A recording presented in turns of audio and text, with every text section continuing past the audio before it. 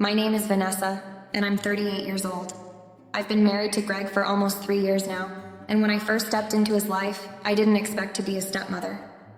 You know, the typical stepmom, awkward, distant, and always struggling to find her place.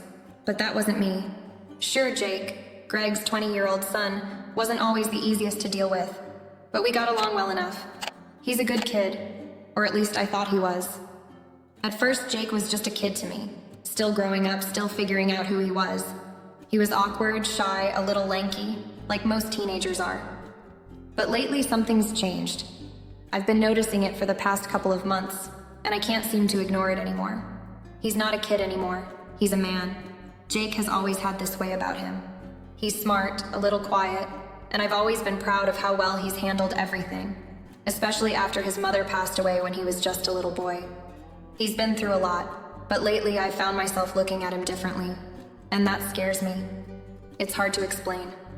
One minute, I'm watching him help Greg with something around the house, and the next I'm noticing the muscles in his arms, how he's filled out in all the right ways. His jawline has become more defined, his posture more commanding, and those eyes, those damn eyes, they've always been striking, but now there's this depth to them. I can't help but see him as more than just Greg's son. And then the other day, it hit me.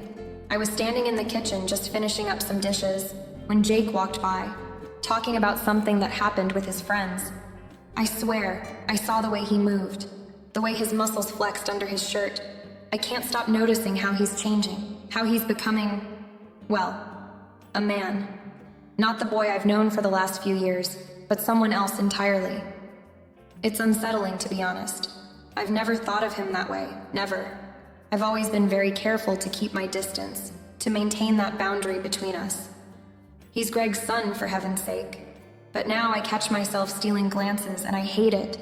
It's like something inside me is waking up, and it feels completely wrong, but it's there. And it's hard to ignore. I've tried to talk myself out of it. I keep telling myself it's just my imagination, that maybe I'm just being too sensitive, or maybe it's because I've been married to Greg for a while now and we've hit this comfortable lull. But then I see Jake again, his broad shoulders, the way he laughs, the way he's becoming more and more like his father. And I can't shake the feeling that things are changing, and I don't know what to do about it. I know I shouldn't feel this way. He's my stepson. This is wrong. But no matter how much I try to push the thought out of my mind, it keeps creeping back. The more I try to ignore it, the harder it gets to pretend it's not there. It's like a weight that's constantly on my chest, making it harder and harder to breathe. I just don't know how to deal with it. It was a warm Saturday afternoon when Greg had to leave for a work trip. The house felt quieter than usual, and I found myself with some free time for once. I decided to take advantage of it and spend some time working in the garden, trimming the bushes and tidying up the yard. It was my favorite way to clear my mind. I was bent over, pulling weeds from the flower bed, when I heard Jake's voice behind me. "Need some help, Vanessa?" I straightened up, wiping sweat from my forehead and turning to face him. He was standing there, shirtless, his jeans hanging low on his hips, with a faint grin playing on his lips. He must have been outside for a while, because his skin was already sun-kissed, a golden tan.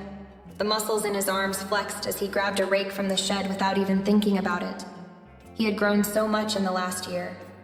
I had watched it happen, of course, but in that moment, it hit me how much he had really changed. "Sure, Jake," I said, trying to sound casual. "That'd be great." I watched him as he moved around the yard, raking the leaves with surprising efficiency. I tried not to stare, but I couldn't help it. His movements were fluid, easy. He was strong, way stronger than I remembered him being just a few months ago. The way his muscles bunched as he worked was hard to ignore, and I found myself getting distracted, my thoughts drifting in a way I hadn't intended. "Feels good to get outside, huh?" Jake's voice pulled me from my thoughts, and I realized I'd been standing there for far too long, staring at him. My face flushed, and I quickly turned back to the flowers I was pretending to work on. "Yeah, it's nice to get some fresh air," I replied, my voice just a little shaky, despite myself. The sun was getting lower, casting long shadows across the yard, and there was something about the way Jake moved, so effortlessly, so self-assured, that seemed to make the air between us feel ed. He would catch my eye every so often, but I couldn't figure out if I was imagining things or if he was deliberately holding my gaze longer than usual. He looked up at me again, his lips curving into a slow smile. "You're really good at this," he said, nodding toward the garden. "It looks amazing."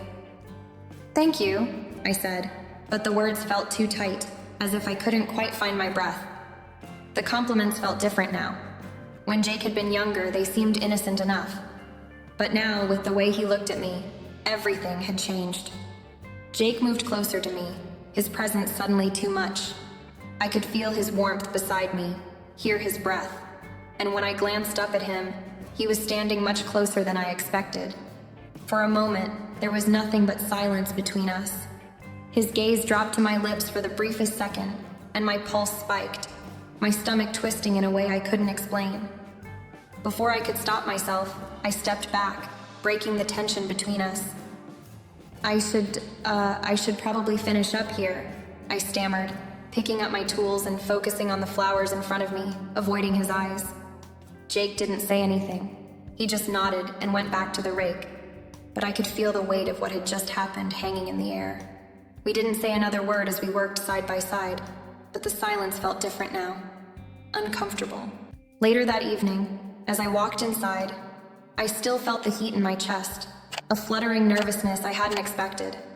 I was shaken by the brief encounter, by the way my body reacted to his proximity, to the way he made my heart race. I told myself I was being ridiculous, that it was nothing. He was just trying to be polite, just being a good son. But deep down, I knew the truth. It wasn't nothing. And that scared me more than I cared to admit. In the days that followed, things between Jake and I became different. At least it felt different to me.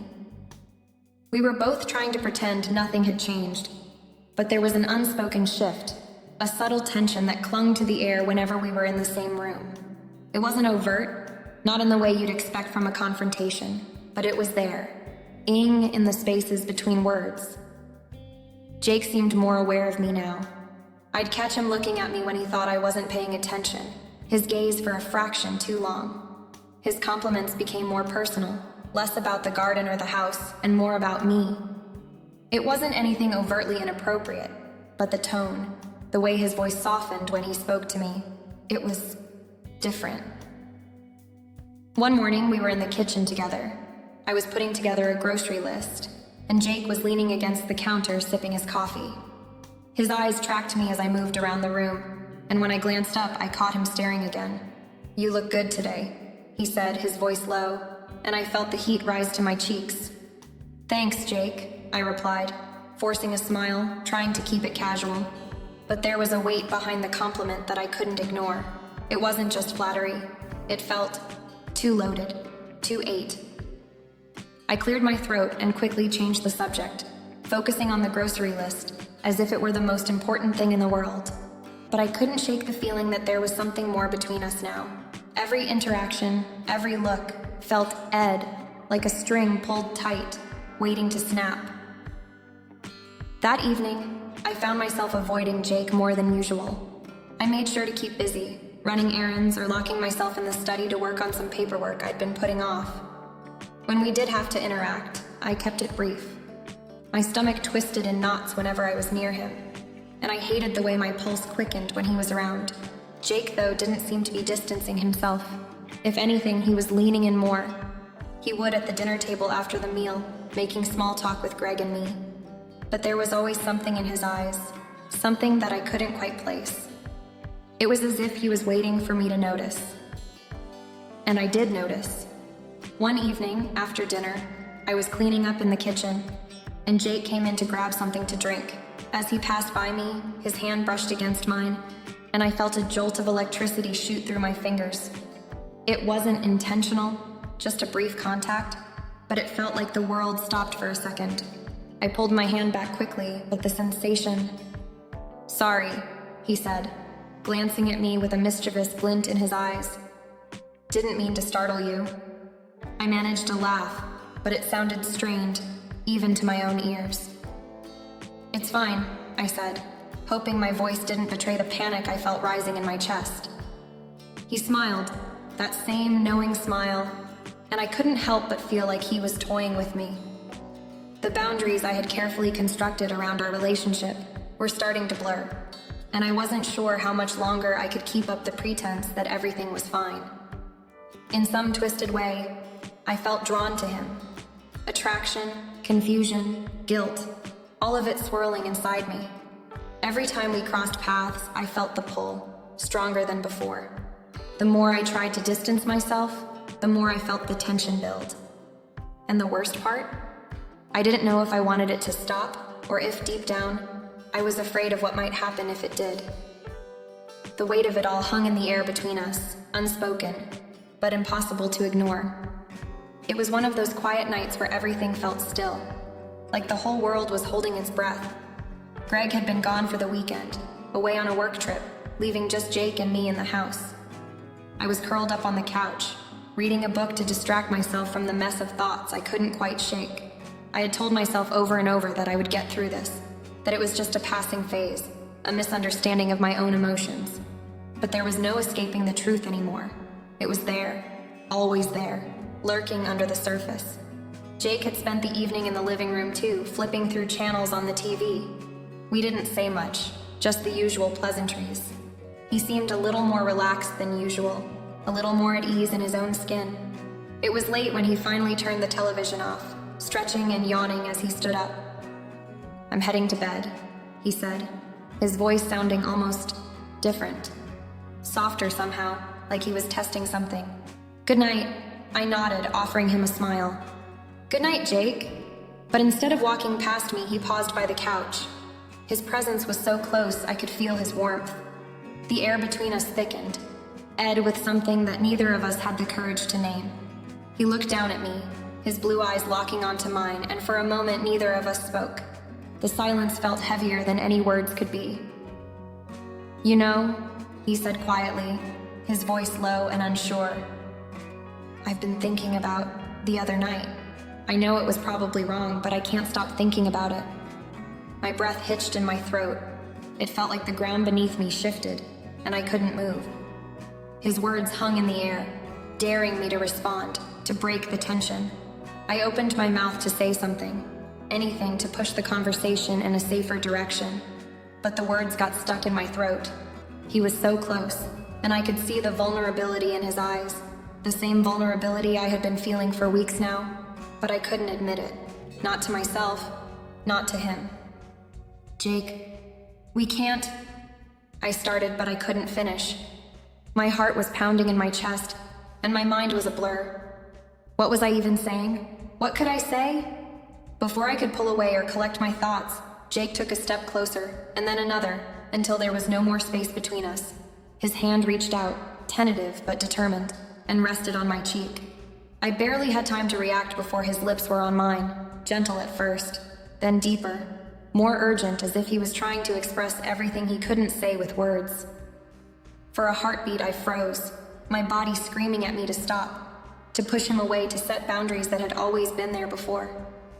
But something inside me, something darker and more desperate, responded to him. My hands reached for his shoulders, pulling him closer, and the kiss deepened. My heart raced in a way I hadn't felt in years. His touch was electric, and for a moment, everything else in the world disappeared. It wasn't right. I knew it wasn't. But in that instant, it didn't matter. The sound of a phone ringing, loud and jarring, shattered the moment. It took me a second to realize what had just happened. I pulled away from Jake, my hands shaking as I stumbled back, my mind whirling. The phone rang again, but I didn't move to answer it. I couldn't. Not after what we had just done. "Jake," I whispered, my voice trembling. What are we doing?" His eyes were wide, and for a second I could see the same confusion and regret mirrored in his face. But there was something else there too, something raw, something real. "I don't know," he murmured, his voice strained. "But I can't stop thinking about you, about us." I shook my head, backing away even further, my hands up as if I could ward him off. "No, we can't do this," I said, my voice shaking with a mix of guilt and fear. Jake stood there for a moment, frozen, as if trying to process what had just happened. Then slowly he nodded. His eyes softened, but there was an undeniable sadness in them, something that mirrored what I was feeling. "I'm sorry," he said quietly, turning away and heading toward the stairs, leaving me standing in the living room, my heart pounding in my chest. I didn't know what to do. I didn't know how to undo what had just happened, how to take back the kiss, how to fix the tangled mess of emotions that had just exploded between us.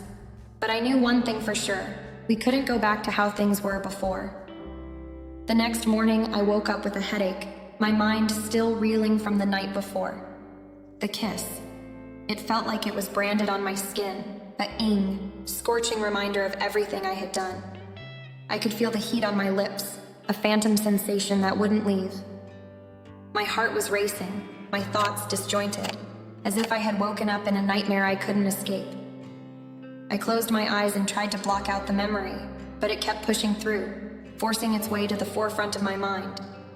I couldn't stop thinking about it, about him, Jake. He was supposed to be my stepson, the young man I helped raise, the one I'd always seen as more of a son than anything else. But after that kiss, it was like I saw him through a different lens. He wasn't just Jake anymore. He was a man who was undeniably attractive, whose presence in the room had a magnetic pull I couldn't ignore. And that kiss, I shuddered just thinking about it. I couldn't believe I had let it happen. I kept telling myself that it was a mistake, that I wasn't the kind of person who did things like that. I loved Greg, my husband. He was the one I had committed my life to. But somewhere, somehow, I had allowed myself to be drawn into a dangerous game I couldn't control. I avoided Jake that morning. I didn't know what to say, how to face him after what had happened. What if he wanted to talk about it? What if he didn't regret it as much as I did? What if he thought we were more than just family? I couldn't handle that. I didn't want to handle that. But Jake didn't seem to be avoiding me. If anything, he seemed too calm. When I ran into him in the kitchen making coffee as usual, he looked at me with those piercing eyes, like he knew what I was feeling, like he could see right through me. I tried to act normal, to smile as I usually did, but it felt fake. The tension was thick in the air between us, unspoken but undeniable. "Morning," he said, his voice quiet, a little too soft. "Morning," I replied, my voice tight. I reached for a cup, my hands trembling slightly. I couldn't look at him too long. I couldn't. "You okay?" Jake asked, his gaze steady. "Yeah, I'm fine," I said quickly, perhaps a little too quickly. I wanted to believe it. I wanted to convince myself that I could brush this off, that it was just a momentary lapse. But deep down, I knew it wasn't that simple. I wanted to get out of there, to escape before the guilt consumed me whole. "I need to get ready for work," I said, turning away, desperate for some space. I had to put distance between myself and him. If I didn't, I was afraid I might do something else that I couldn't take back.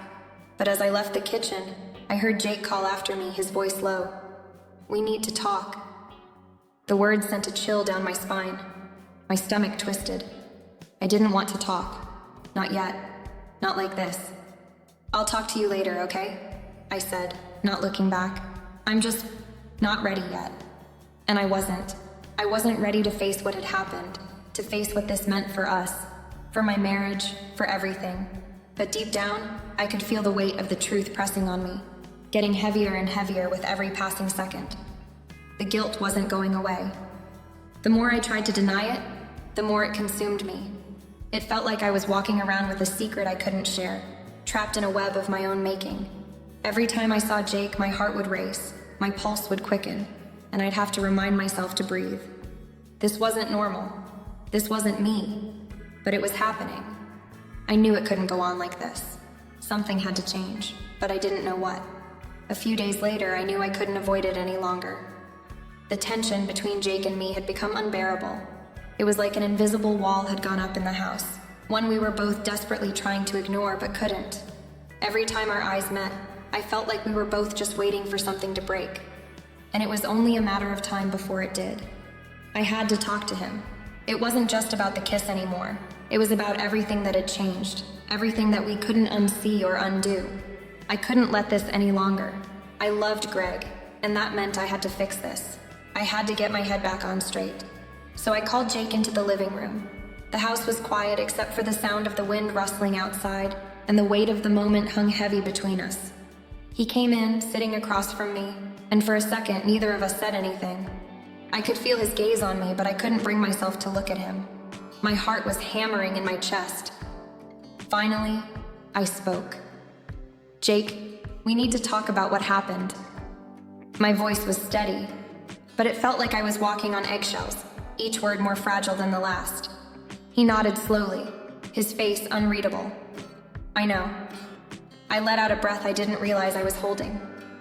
What we did, it can't happen again. It was a mistake. A big mistake. I swallowed, trying to push past the lump in my throat. I love your father.